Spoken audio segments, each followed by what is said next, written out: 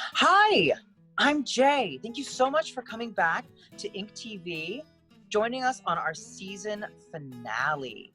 I am so excited you could make it, and I am here at our Imaginarium in South Sacramento. So I want to take you on a bit of a tour because this is a moment. We've been at my kitchen table this whole time, and our Imaginarium is so cool.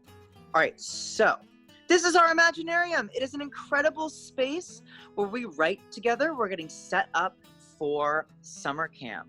So right here, we have all of these awesome books, many of which we've published from our different school sites. And then we have a lot of little tchotchkes. And I want to bring down my favorite tchotchke, which is a visual spark.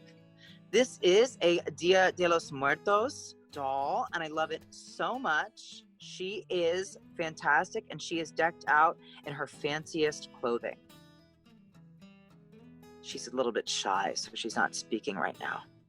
All right, and then we have this awesome tree of books, and we have some comic books too.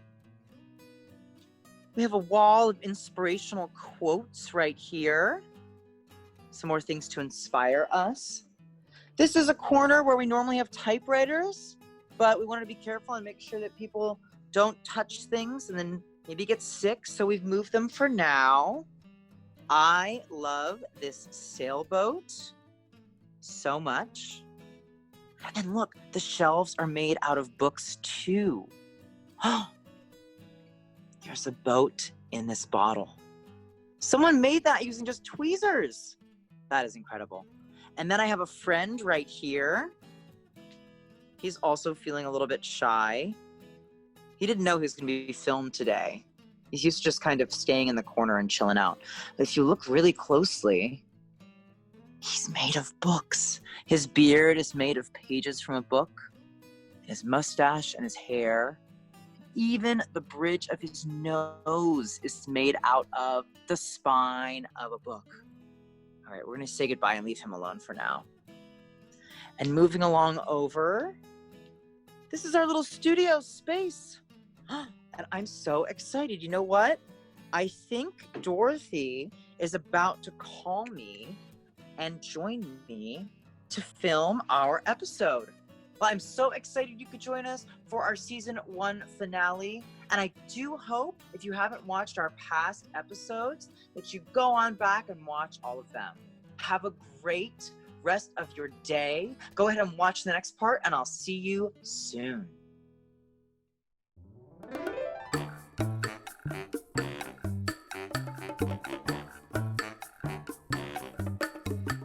Good morning. Welcome to Ink TV. My name is Jay, and I'm so excited to have Dorothy joining me again. Good morning, Dorothy. Good morning, Jay. I'm so excited that you are joining us on the season 1 finale of Ink TV.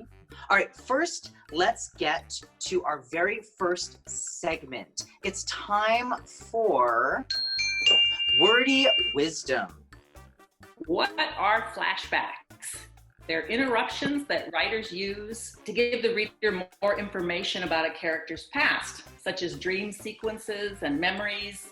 All of that can be used for flashback.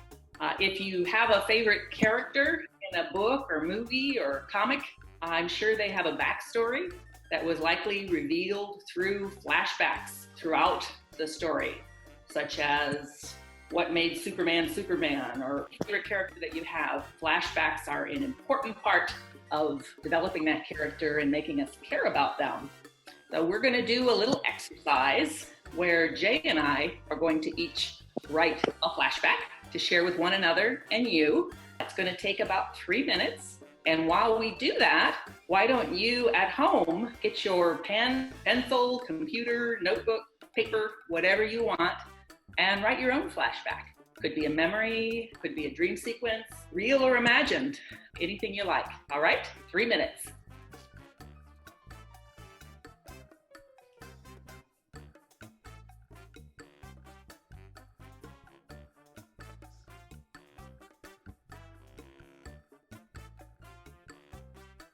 All right, I think that's about 3 minutes. I couldn't finish. You want to share yours, Jay? Absolutely. All right. Emily was scared to go to the zoo. Suddenly, she remembered when she was 6 years old. She had gone to the state fair hoping to get a look at the alligators. The day finally came. She ran up to the pond and splat, she fell into the water. The alligators began scurrying toward her, and right before they got to her, her mom pulled her out. Emily had a fear of alligators for the rest of her life. I can see why. Wow. That was a powerful moment. And if this were her story, we would learn from that where her fear of alligators came from, and possibly her fear of all things that scurry out of bodies of water. I doubt that Emily likes to go swimming. No, that was great. I loved it. Very vivid. And I loved all the details. Her splashing in the water and her mother fishing her out. That was a lot of fun. Thank you, Jay. Thank you so much. I want to hear your sentence, Dorothy. Okay, I'm afraid it's a little more than a sentence. I got stuck in a story. So for my flashback, I wrote about this ladybug that I sewed, which I've been cleaning out some of my mother's stuff, and I found this in her sewing basket. She's not with me anymore. She was 97, but she still had this, and so I wrote about it. I sewed this ladybug pincushion in Girl Scouts, or more likely brownies. I bet I was 8 or maybe 9, which for me was a long time ago. I won't say how long. I see my little uneven stitches. You can see them there, little brown stitches. And remember giving it to my mother with great pride. She pretended she could use it and put it in her sewing box. But I see now that it's so thin and squishy that if she stuck a pin in it, it would go straight through and poke her on the other side. I loved that memory, Dorothy. I liked how you used a tangible object to inspire your writing. And I like that you shared a piece of your life with us, one of your treasured memories. Thank you, Jay. Yeah, objects, photos, all kinds of things are great for triggering memories, flashbacks, all of that good stuff. I hope you had fun writing at home. And if you want to share your sentence or more with us, they can do that, right? Yes, you can send us your work, so you can take a picture and tag us on Instagram at 916inc with the hashtag inkathome, or you can email it to us, inkathome@916inc.org. All right, let's move on to our spark, the piece of writing that's going to inspire us, get our brain juices moving and grooving. How to Write by Anika Carlsrud. Let the pen guide the way. Let the paper take you as its own. Let your brain relax and just take over. Let your heart have its way and write from it. Let your eyes see the words and not be afraid. Let your body be thrown into your writing. Let your hand follow your brain and your heart and write what it wants to write. Beautiful. So on that note, I hope you feel encouraged. Our prompt is an awesome video from one of our fellow word slingers, Mr. Anthony. Let's take a look. So during these times of separation, a lot of us have been feeling, sort of different when it comes to how we live our lives now. There used to be a normalcy and a routine and an expectancy that we would have, and now through these times of isolation, a lot of parts of our lives have changed. But this is just a reminder and an acknowledgement of the things that we would love to do once this is all over. So the prompt is basically having you get down, get a pen, pencil, whatever writing instrument, and a piece of paper, and write about the things that you miss or the things that you're excited to get back to once this is all over. So for example, these things could be, musical concerts. These things could be trees or flowers. Things could be, hanging out with friends. It could basically be anything that that you once did routinely before this, this time of separation. So go ahead and give yourself some time to write about those things, write about those people you miss, those things that you like to do that are not available at this moment, and go ahead and just let your pen and writing flow.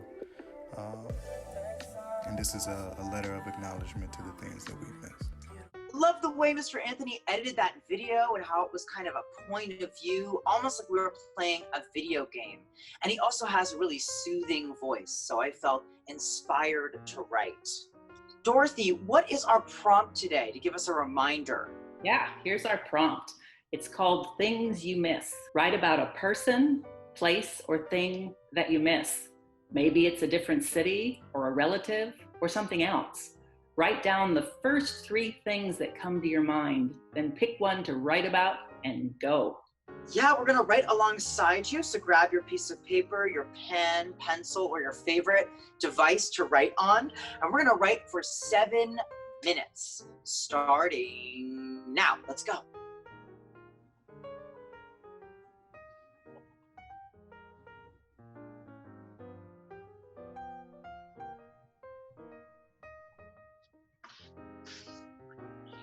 All right, and we're back from writing. So Dorothy, did you do a couple of things, or did you just dive in and pick one thing specifically? I just dove in and picked one thing. So this is Humpty. He's a little doll that my grandmother made for me when I was a little girl. So he's over 50 years old, and you'd never know it. He's in great shape, except for a little dirt on his face. Otherwise, he's good as new. It's another tangible object. Let's dive into your writing. Humpty Dumpty is a familiar character. At least he was when I was young. I never liked him very much. I mean, he had this big, awkward round body and scrawny arms and legs. He was wobbly, unsure of himself, and forever taking a great fall off that wall. So I wasn't thrilled when my grandmother made me a Humpty Dumpty doll for Christmas. She made my sisters a dolly with blonde hair and a maroon felt pinafore, and my other sister a green corduroy pony with black button eyes. The doll and the pony were loved so much, they're ragged now. The doll has lost most of her stuffing and hair, but Humpty is almost as good as new. Just a little spoiled from being shuffled from place to place for over 50 years. I didn't keep him safe. My mother did. Now I have him back, and he sits in a basket overlooking my writing desk, reminding me every day of my Grandma Dorothy, who I was named for. She made so many things in her lifetime. Many of them, like Humpty, are still here. Humpty and my grandma inspired me to make things that last too. I loved your writing, Dorothy. Talked about the generations of your family. You talked about your grandmother and your mother and then you, and how you traced a line between the 3 of you. That really made me think a lot about my family, which is what I also wrote. Wonderful. Can we hear it? All right. I miss my parents. They have been my pillar, holding me up and keeping me from crumbling. I am so lucky. They have supported me, encouraged me, uplifted me. My dad has been sending me a picture of his daily after-work beer. I like cool illustrations on the labels. For Father's Day, I sent him a book about the history of beer and a Yoda Funko Pop doll. My mom is a talker like me. We can gab about anything: music, art, pop culture. When I hear my voice played back, I sound just like her. I think they'll be okay. They're in New York City, Brooklyn to be specific, where I grew up. New York has been extra safe and extra healthy, with a lot of people wearing masks. Wear a mask. I have faith that we will weather the storm and get back to everything we miss. Right now, let's be extra, extra, extra kind to each other, to our family, to our neighbors, to our friends, to our dogs, cats, fish, hamsters, and hermit crabs. Hatred is a disease. Kindness is the cure. Beautiful. I love that. I love the great details. The detail of the father, the mother's voice sounding like yours. Just beautiful. And the support. I mean, you know, I could really feel it as a mom. That made me feel so good that they do that. And they're so far away. but it felt like they were here. So thank you. That was lovely. Thank you so much. Well, I'm so excited we got to hear each other's writing, but I really wish that the writing from those writing along with us at home. There are a couple ways you can share with us. You can take a picture and tag us on Instagram at 916inc, or you can email your piece of writing to us, inkathome@916inc.org. Well, Dorothy, thank you so much for joining me on the season 1 finale. It was wonderful. I'm sorry it's the finale. I want to do more. I'm sure we'll be for season 2. I hope so too. Write at home, guys. Yes, please do. All right, Dorothy, thank you so much for joining me. Thank you so much, those at home, for writing along with us. Bye. Thank you. Bye. Yay!